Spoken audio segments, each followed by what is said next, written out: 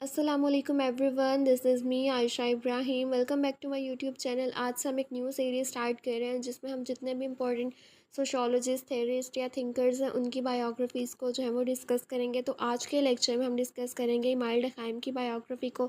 So let's start. सबसे पहले हम ब्रीफ सा ओवरव्यू देख लेते हैं। इमाइल डरखाइम कौन थे। इमाइल डरखाइम बेसिकली एक फ्रेंच सोशोलॉजिस्ट थे 19th सेंचुरी के, जो 1858 में पैदा हुए थे और 1917 में 59 ईयर्स की एज में इनकी डेथ हुई थी। ये एक one of the founding father consider किए जाते हैं सोशोलॉजी में। ये एक फ्रेंच सोशोलॉजिस्ट होने के साथ साथ एक स्कॉलर थे, डीप थिंकर थे, प्रोग्रेसिव एजुकेशनलिस्ट थे और एक इफ़ेक्टिव राइटर भी थे।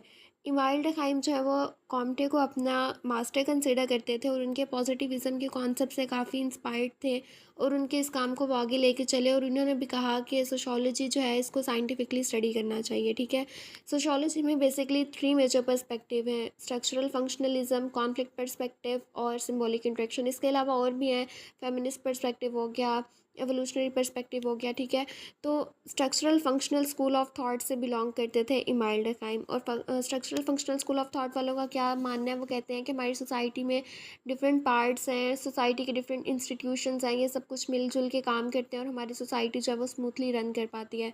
तो बेसिकली इमाइल डरखाइम का भी कहना यही था कि हमारी सोसाइटी के जो पार्ट्स हैं वो मिलजुल कर काम करते हैं। इन्होंने बात की थी सोशल सॉलिडेरिटी की, सोशल ऑर्डर की, सोशल कोहेजन की। तो बेसिकली फोकस कर रहे थे सोसाइटी के स्ट्रक्चर पे कि किस तरह से सोसाइटी जो है वो स्मूथली रन करती है, क्या चीज़ लोगों को इंटीग्रेट करके रखती है। तो इन्होंने सोशल चेंज की जगह सोशल सॉलिडेरिटी, सोशल ऑर्डर पे फोकस किया था। तो इमाइल डरखाइम जो है ये एक बहुत प्रोमिनेंट थिंकर रहे हैं, एक बहुत इन्फ्लुएंशियल फिगर रहे हैं, जिनको आज हम जो है वो डिटेल से डिस्कस करेंगे। तो सबसे पहले हम इनकी अर्ली लाइफ के बारे में जानते हैं। इमाइल डरखाइम जो है वो 15 अप्रैल 1858 में एपिनल में फ़्रांस में पैदा हुए थे और अगस्त कॉम्टे की डेथ के एक साल बाद ही इनकी बर्थ हुई थी। यानी अगस्त कॉम्टे 1857 में फौत हुए थे, तो उनके एक साल बाद 1858 में अप्रैल में जो है वो इनकी बर्थ हो गई थी, इमाइल डरखाइम पैदा हो गए थे। ठीक है, ये एक प्रोमिनेंट जूइश फैमिली से बिलोंग करते थे। उनके फादर जो थे वो राबी थे। जैसे मुसलमानों में कॉन्सेप्ट है मौलवियों का, हिंदुओं में पंडित का, क्रिश्चियंस में फादर का, इसी तरह जूस जो हैं वो उनमें जो रिलीजियस पर्सनालिटी है वो है राबी। इनके फादर जो हैं वो राबी थे। तो वो चाहते थे कि इमाइल डरखाइम भी आगे राबी बने, यानी वो भी अपने बाप दादा को देखते हुए इन्हीं के नक्शे कदम पे चले।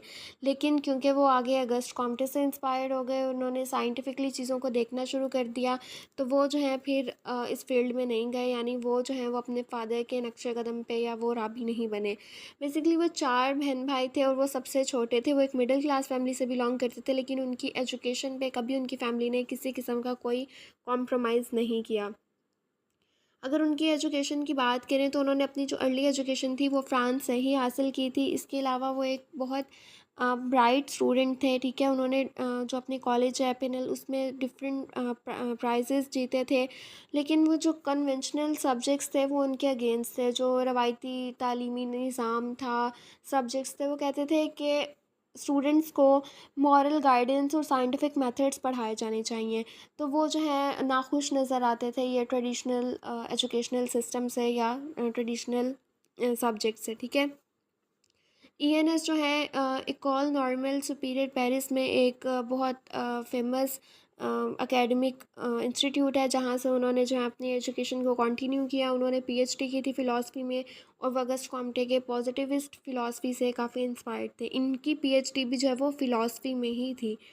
ठीक है, इसके अलावा हम देख लेते हैं मज़ीद उनके एजुकेशन और करियर में। उन्होंने मास्टर्स किया था फ़िलासफ़ी में सोरबॉन यूनिवर्सिटी से 1882 में, पीएचडी की थी उन्होंने यूनिवर्सिटी ऑफ बोर्डेक्स 1887 में। करियर जो है उनका स्टार्ट हुआ था इसी यूनिवर्सिटी में। उन्होंने जो है वो लेक्चरर के तौर पे सर्व करना शुरू किया था और 1902 में उन्होंने फ़र्स्ट सोशियोलॉजी चेयर भी बनाया था, यानी इसको as a academic discipline introduce करवाया था।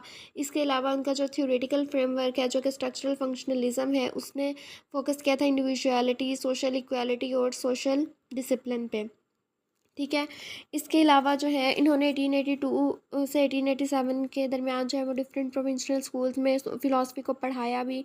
1882 में उन्होंने अपनी फ़िलासफ़ी में डिग्री ली थी और 1887 में उन्होंने अपनी पीएचडी की डिग्री ली थी। और 1902 में फ़र्स्ट टाइम जो उन्होंने सोशोलॉजी चेयर को इंट्रोड्यूस करवाया था पेरिस में सोर्बन यूनिवर्सिटी में। ठीक है, तो ये कुछ इनका जो है वो आप कह लें कि एजुकेशन और करियर से रिलेटेड थी इन्फॉर्मेशन। फिर उनकी फैमिली लाइफ पे आ जाते हैं। फैमिली लाइफ की बात करें तो इन्होंने 1887 में 29 ईयर्स की एज में शादी की थी लॉइस से, ठीक है। वो एक बहुत सपोर्टिव वाइफ थी, टीचर भी थी। उन्होंने डकाइम को उनकी रिसर्च में और उनके काम में काफ़ी ज़्यादा सपोर्ट किया था। इनके दो बच्चे थे, एक बेटा था और एक बेटी थी। बेटे का नाम था एंड्रे और बेटी का नाम था मैरी। उसके बाद अगर बात करें इनके रिलीजन की, तो ये एक रिलीजियस फैमिली से बिलोंग करते थे। जूस की फैमिली में इनकी बर्थ हुई थी, लेकिन उनका इंटरेस्ट जो है वो, क्योंकि बाद में उन्होंने कॉम्टे को पढ़ा, साइंटिफिक मेथड्स और पॉजिटिविज्म के कॉन्सेप्ट को देखा, तो अपने इतने स्ट्रॉन्ग रिलीजियस बैकग्राउंड के बावजूद वो जो है वो एग्नोस्टिक, मतलब ये इसका मतलब होता है कि आप ना खुदा के वजूद को मानते हो ना उसके इनकारी होते हो, ठीक है। यानी ये कश्मकश में थे। इनका मानना ये था कि रिलीजन ज़रूरी है, ये लोगों को इकट्ठा करके रखता है। आपने इनकी थ्योरी ऑफ रिलीजन भी पढ़ी होगी, तो उसमें उन्होंने बताया था कि किस तरह से लोगों ने जो है वो अपनी तरफ से दरियाफ्त किया था मज़हब को, रिलीजन को, लेकिन वो एक्चुअली उस सोसाइटी की वर्शिप करते थे। वो उनकी गैदरिंग जो थी वो बेसिकली सोसाइटी बनी थी, लेकिन उसको जो है उन्होंने एक एक तरह से अपनी तरफ से रिलीजन को जो है वो डिस्कवर किया था। तो इनका मानना ये था कि रिलीजन ज़रूरी है, क्योंकि ये लोगों में सोशल सॉलिडेरिटी, सोशल कोहेजन को मेंटेन रखता है। तो ये जो है वो बिलोंग करते थे रिलीजियस फैमिली से, लेकिन फिर उन्होंने जब स्टडी करना शुरू किया तो ये एक सेकुलर थिंकर बन गए थे, ठीक है। क्योंकि अगस्त कॉम्टे किसी खुदा को नहीं मानते थे, वो एथियस्ट थे, यानी वो कहते थे कि कोई खुदा नहीं है, वो साइंस को ही मानते थे। इन्होंने भी फिर हर चीज़ के पीछे लॉजिक और रीज़न देखना शुरू कर दी थी, तो ये भी फिर जो है वो सेकुलर थिंकर बन गए थे। इन्होंने रिलीजन का रोल पढ़ा था सोसाइटी में, जिसमें उन्होंने बताया था कि ये ज़रूरी है, क्योंकि ये लोगों को इकट्ठा करके रखता है। इनका अपने रिलीजन के साथ जो है वो थोड़ा कॉम्प्लेक्स किस्म का रिलेशनशिप था। जूइश फैमिली में पैदा हुए थे, लेकिन उन्होंने जो है वो बाद में रिलीजन को सिर्फ एक सोशल फिनोमिना के तौर पे देखना शुरू कर दिया था, ठीक है। उन्होंने कहा कि ये सोसाइटी का फंडामेंटल एस्पेक्ट है, ये बहुत इंपॉर्टेंट रोल प्ले करता है लोगों को जोड़ा रखने में। उसके बाद आ जाते हैं उनके इन्फ्लुएंसेस पे।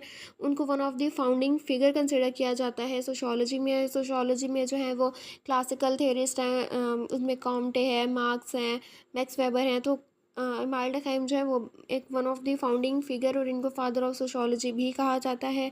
और इसके अलावा उन्होंने जो है वो सोशल फैक्ट्स और साइंटिफिक अप्रोच सोशियोलॉजी में ये सारी चीज़ें जो हैं वो बताई। इन्होंने एनोमी की टर्म को कॉइन किया। एनोमी का मतलब होता है लॉ लेसनेस, कानूनियत, ये ब्रेकडाउन ऑफ सोशल नॉर्म्स, ठीक है। इसके अलावा उनकी बहुत इंपॉर्टेंट वर्क है division of labour in society, suicide जो इनके फेमस वर्क हैं।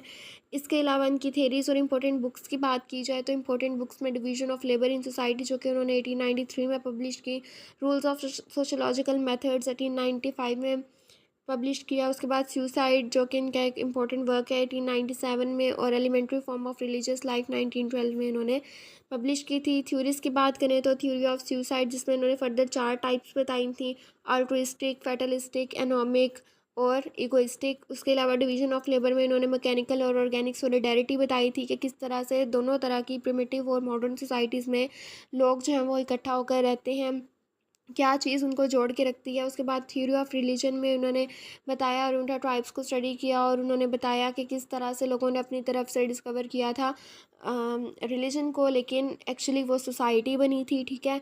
ये काफ़ी डिटेल में लेक्चर अवेलेबल है इन सारी थ्योरीज़ के, आप देख सकते हैं। इसके अलावा थ्योरी ऑफ सोशल फैक्टर, जिसमें उन्होंने मटेरियल और नॉन मटेरियल सोशल फैक्ट का बताया और कहा ये कैसे फोर्स होती है जो लोगों के बिहेवियर को रेगुलेट करती है, सोसाइटी में एग्जिस्ट करती है। और ये सोई जनरेसेस यानी हमारी बर्थ से पहले की होती है, जैसे हम लैंग्वेज हो गई, रिलीजन वगैरह, और हमारी डेथ के बाद भी ये चीज़ें रहती हैं, ठीक है। सारे सोशल फैक्ट्स हैं जो नज़र नहीं आते लेकिन लोगों के बिहेवियर को रेगुलेट करते हैं, ठीक है। तो ये कुछ इंपॉर्टेंट थियरीज थे। इसके अलावा इनके एक दो और कॉन्सेप्ट्स हैं, कलेक्टिव कॉन्शियंस का, कलेक्टिव कॉन्शियसनेस का, ठीक है। इसके अलावा उनकी डेथ की बात करें तो 59 ईयर्स की एज में 15 नवंबर 1917 में पेरिस फ्रांस में इनकी जो है वो डेथ हो गई थी, जो वो अपने रिसर्च पे काम कर रहे थे पेरिस में, ठीक है। स्ट्रोक की वजह से उनकी डेथ हुई थी, और उनकी जो कॉन्ट्रीब्यूशंस हैं वो बहुत इंपॉर्टेंट हैं, बहुत इन्फ्लुएंशियल हैं।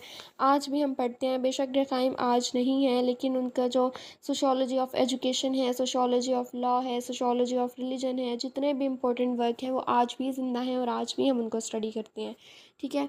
तो ये थी इमाम डुर्कheim की थोड़ी सी बायोग्राफी। आई होप आज का ये लेक्चर आप लोगों के लिए हेल्पफुल रहा होगा। So don't forget to subscribe my channel, do like, comment and share this video. Thank you so much.